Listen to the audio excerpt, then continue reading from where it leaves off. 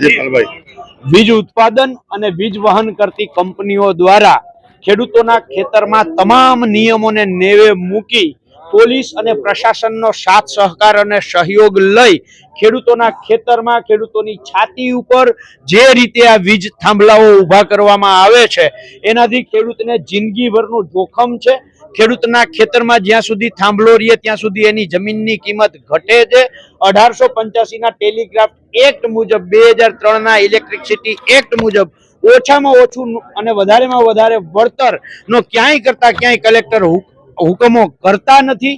એટલે એની સામે અને આવી અનેક માંગો સાથે આજે ગુજરાત કિસાન સંઘર્ષ સમિતિ દ્વારા રેલી સ્વરૂપે આવી અને કલેક્ટરશ્રીને લેખિત અને મૌખિક રજૂઆત કરી હતી।